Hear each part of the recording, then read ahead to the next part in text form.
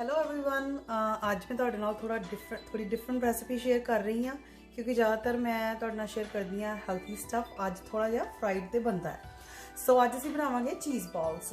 चीज़ balls बनाने लई मैं लिए 3 मीडियम साइज़ पोटैटोज़। उन्होंने मैं बॉयल करके मैश कर लिया ते इहदे विच मैं ऐड करांगी like 2 tablespoons of ginger. Ginger तुसीं घट भी कर सकते हो, like if you don't want much you can just add like 2 tablespoons और 3। सो थोड़ी विच ऐड करांगे corn, like about 2 tablespoons of corn ते 2 टेबल स्पूनस ऑफ धनिया, कोरिएंडर लीव्स। सो नाल ही मैं इहदे विच ऐड करांगी थोड़ी स्पाइसिस। मैं लिया half of tea spoon of salt, half tea spoon of black papers and about 1 tablespoon of coriander powder and 1 teaspoon of chili flakes. So ये spices तुसी अपने taste के according ले सकते हो। ते नाल ही लईए मैं mozzarella cheese। So तुसी fresh cheese ਨੂੰ ਜਿਹੜੀ ਉਹਨੂੰ ਵੀ grate ਕਰ ਸਕਦੇ ਹੋ ਜਾਂ ਵੈਸੇ ਜਿਹੜੀ grated ਆਂਦੀ ਹੈ ਉਹ ਵੀ use ਕਰ ਸਕਦੇ ਹੋ। So ਇਹ ਮੈਂ ਲਈ ਹੈ about like half of a cup। ਜੇ ਤੁਸੀਂ ਜ਼ਿਆਦਾ ਚੀਜ਼ ਨਹੀਂ ਐਡ ਕਰਨੀ ਤੁਸੀਂ ਘੱਟ ਚੀਜ਼ ਵੀ ਕਰ ਸਕਦੇ ਹੋ, ਔਰ ਜਿੰਨੇ ਤੁਸੀਂ ਪੋਟੈਟੋਜ਼ ਲਏ ਆ ਉਹਦੇ ਇਕੁਅਲ ਚੀਜ਼। ਹੁਣ ਇਹ ਸਭ ਨੂੰ ਕਰ ਲਾਂਗੇ ਅਸੀਂ ਮਿਕਸ ਤੇ ਨਾਲ ਹੀ ਫਿਰ ਮਿਕਸ ਕਰਨ ਦੇ ਬਾਅਦ ਅਸੀਂ ਇਹਦੇ ਵਿੱਚ ਐਡ ਕਰਾਂਗੇ ਥੋੜਾ ਮੈਦਾ ਔਰ ਆਲ ਪਰਪਸ ਫਲਾਵਰ ਤੇ ਨਾਲ ਹੀ ਥੋੜੇ ਅਸੀਂ ਕਰਾਂਗੇ ਬ੍ਰੈਡ ਕ੍ਰਮਸ ਐਡ। ਸੋ ਨਾਓ ਇਹਦੇ ਵਿੱਚ ਅਸੀਂ ਐਡ ਕਰਾਂਗੇ ਅਬਾਊਟ 3 ਟੇਬਲ ਸਪੂਨਸ ਆਫ ਮੈਦਾ और ऑल पर्पस फ्लावर ते नाल ही इहदे विच जाएगा bread crumbs. So 3 table spoons of bread crumbs.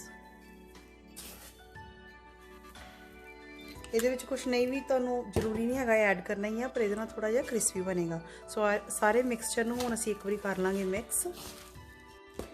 सो ये सारे मिक्स जे तुसीं मिक्स करोगे, जे तुहानूं लगदा है कि ये थोड़ा जिहा तुहाडा स्टिकी हो रहा है, ਤੁਸੀਂ ਇਹਦੇ ਵਿੱਚ ਥੋੜੇ ਹੋਰ ਬ੍ਰੈਡ ਕ੍ਰਮਸ ਐਡ ਕਰ ਸਕਦੇ ਹੋ, like 2 tablespoons of more bread crumbs.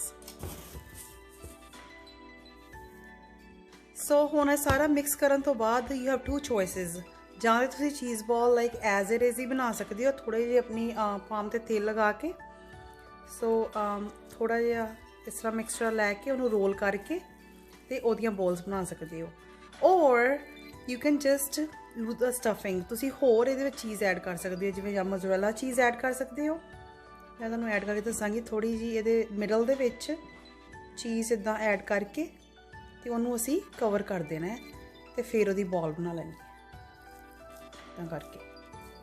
तुसी इहदे विच कोई भी चीज़ ऐड कर सकते हो, मोज़रेला भी कर सकते हो ते दूसरी चैडर चीज़ भी कर सकते हो। मैं तुहानूं वो भी एक करके दसदी हां।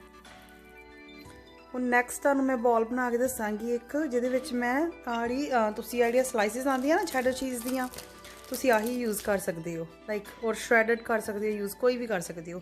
ਤੇ ਇਹਦੇ ਵਿੱਚ ਥੋੜੀ ਜਿਹਾ ਫਿਲ ਕਰਕੇ ਤੇ ਇਹਨੂੰ ਬਸ ਕਵਰ ਕਰ ਦੇਣਾ ਹੈ ਤੇ ਇਹਨੂੰ ਬॉल ਬਣਾ ਲੈਣੀ ਹੈ। ਇਸ ਤਰ੍ਹਾਂ ਸਾਰੀਆਂ ਹੀ ਬॉल्स ਅਸੀਂ ਇੱਕ ਇੱਕ ਕਰਕੇ ਤਿਆਰ ਕਰ ਲੈਣੀਆਂ।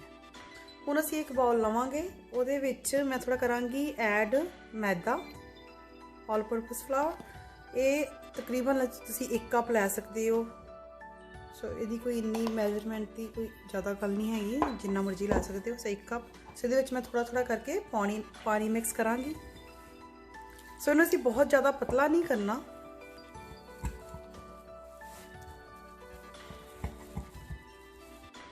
ਹੁਣ ਮੈਂ ਮੈਦੇ ਨੂੰ ਸਾਰਾ ਮਿਕਸ ਕਰ ਲਿਆ, ਇਹਨੂੰ ਅਸੀਂ ਬਹੁਤ ਜ਼ਿਆਦਾ ਪਤਲਾ ਨਹੀਂ ਕਰਨਾ।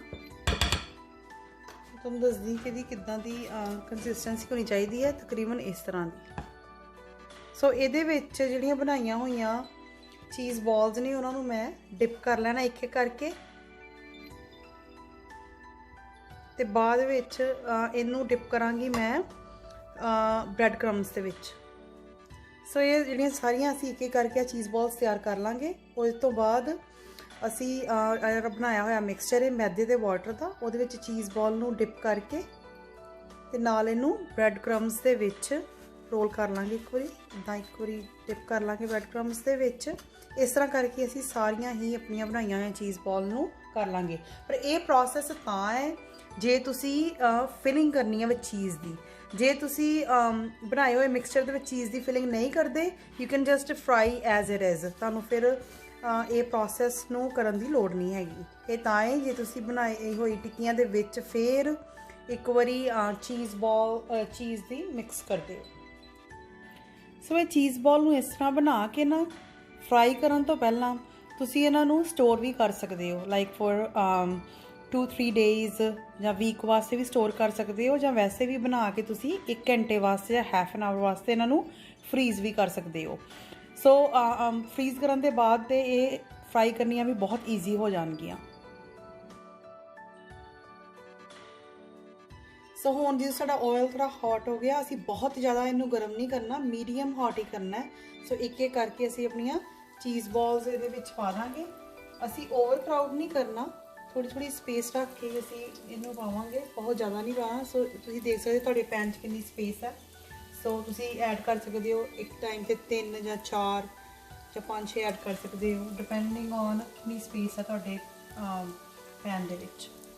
ਸੋ ਇਸ ਤਰ੍ਹਾਂ ਕਰਕੇ ਇਹਦੇ ਵਿੱਚ ਸਾਰੀਆਂ ਚੀਜ਼ ਬਾਲਸ ਐਡ ਕਰਤੀਆਂ ਤੇ ਅਸੀਂ ਇਹਨੂੰ ਬਿਲਕੁਲ ਹਿਲਾਉਣਾ ਨਹੀਂ ਹੈਗਾ, ਥੋੜੀ ਦੇਰ ਇਸ ਤਰ੍ਹਾਂ ਹੀ ਹੋਣ ਦੇਣਾ ਮੀਡੀਅਮ ਫਲੇਮ ਤੇ।